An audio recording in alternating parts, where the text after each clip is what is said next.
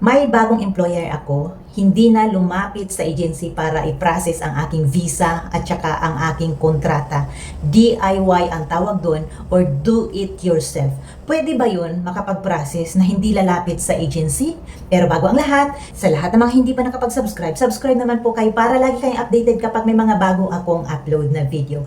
Ito, sasagutin ko na yung katanungan na yan dahil marami rin naman akong nababasa na nagtatanong kung pwede bang mag-process na walang agency, lalo na ang visa. Ang visa talaga napaka mabusisi talaga yan, kumpleto dapat yan bago ka mag-apply ng visa or i-apply ni employer. Pwedeng-pwede po na mag-DIY ang inyong employer at i-apply ka ng visa mo para marilisan ka ng immigration.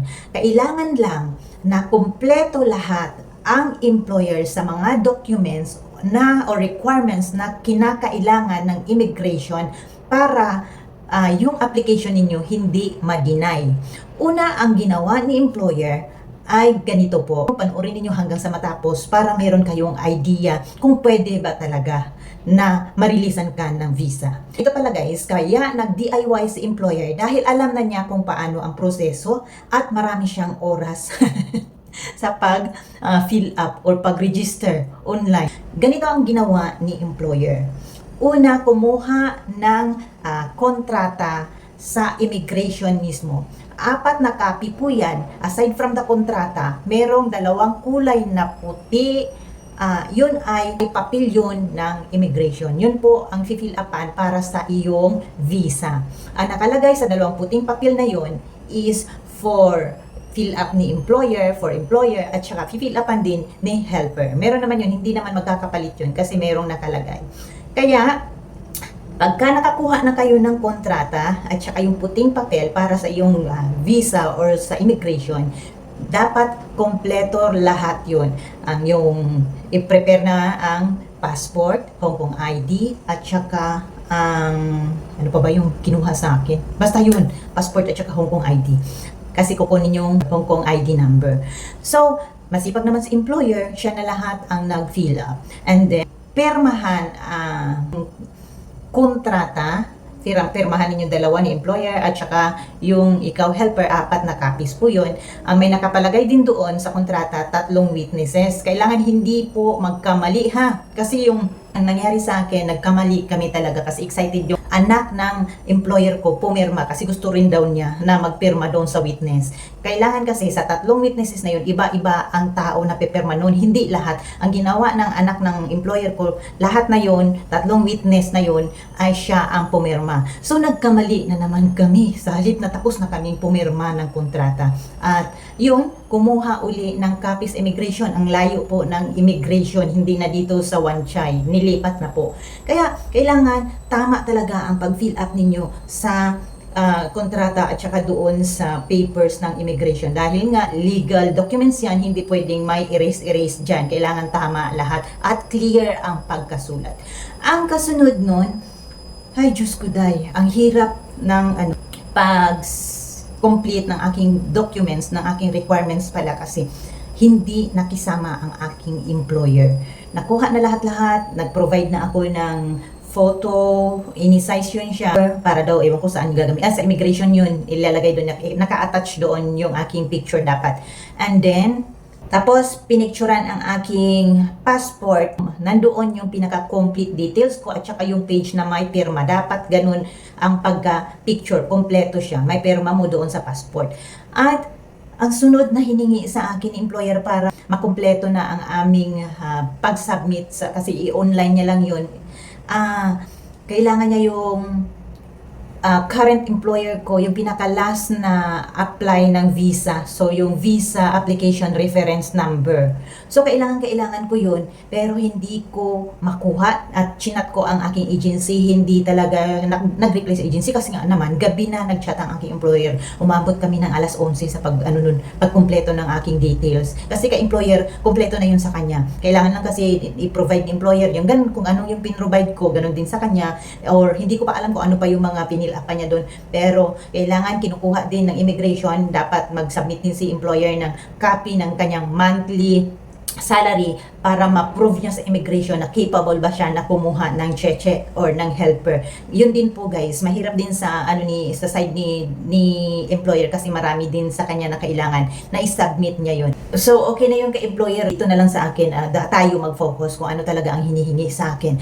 So ang pinaka natagalan talaga ako at saka parang nag-give up na talaga ako kasi hindi ko talaga mahingi ang aking yung release letter na galing dito sa aking employer. So hindi nakipag-cooperate sa employer sa akin kasi nga parang sad siguro siya dahil nga hindi ako nag-renew or nagpa-early release ako. Kung ano mang reason niya, hindi talaga siya.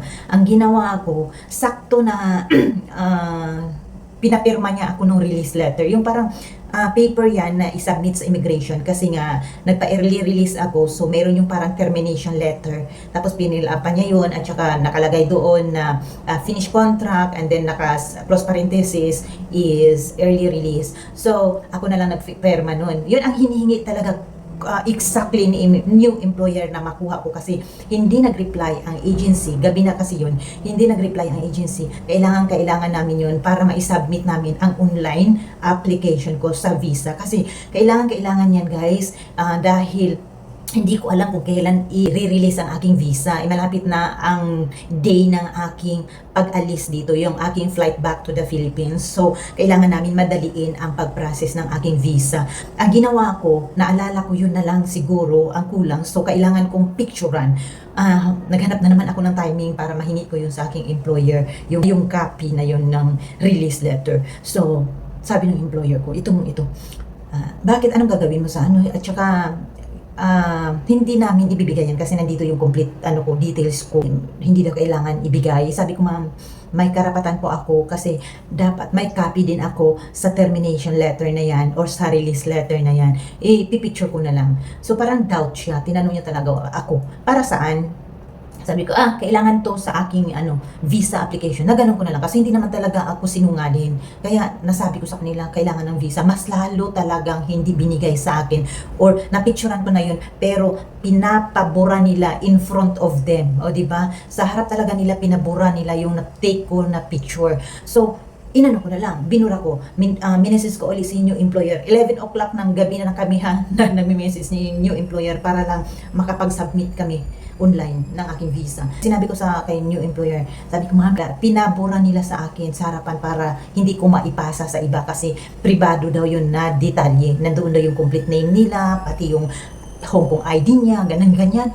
Ay naku guys, parang sabi ko ayoko na talaga kasi ni-reply ako ni new employer, sabi niya, hindi maaayos ang yung visa hanggat hindi mo makuha yan kasi nandyan yung reference number nung nag-apply sila dati sa aking visa.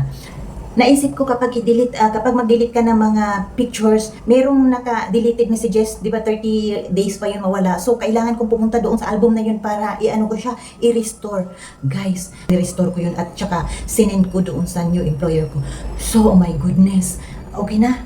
Nakita na namin, nandoon na yung number kung kailan ako last na in-apply ng visa ko. Ganun guys.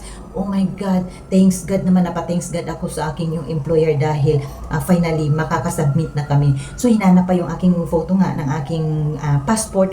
Ang hirap mag-picture ng patago kasi ayaw ko malaman nila ng mga employers ko dito na gising pa ako, alas 11 ng gabi gising pa. Ang ginawa ko, binuksan ko yung ilaw, sobrang liwanag, hindi mabasa ang aking pangalan. Nakailang take ako sa passport. Sabi ko, parang ano ba to? Ibibigay ba talaga sa akin ang trabaho na to? Parang gusto ko na sabihin sa employer ko na, ma'am, wag na nga lang, hanap na lang kayo ng ibang aplikante. Ganun guys. Pero sabi ko, last picture na to. Pag hindi pa makuha talaga, bahala na. Kakancel ko na lang tong employer na to. So, nakisama naman ang panahon. Okay na, masabit na natin to. And then guys, ayun na nga ang story ng aking pag-online sa aking visa.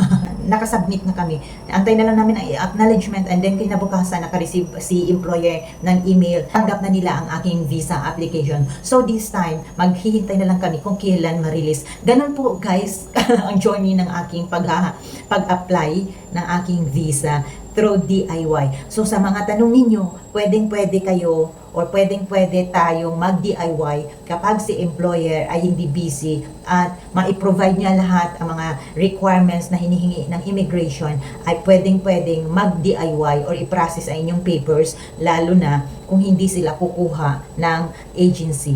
Guys, ma-approve din ang working visa kapag kumpleto lahat ang isasubmit ni employer. Ganon din ang pag-verify ng ating kontrata dahil kumpleto naman na ang requirements ni employer at saka sa akin, isasubmit na lang yung kontrata sa DMW dyan sa Admiralty para ipa-verify. Pero bago kayo magpa-verify ng kontrata, kailangan si employer ay mag-online appointment muna. Ganun lang kadali guys. Sa akin lang, ngayon lang ako nahirapan sa pagkuha or pag-online ng aking visa kasi hinihingi pa lahat ni employers ang aking details. Hindi kagaya dati na may record na ako at saka same employer naman kasi yon, kaya meron na akong record sa immigration. Hindi na nila kailangan mag-submit ng iba pa. Mag-update na lang sila sa aking details.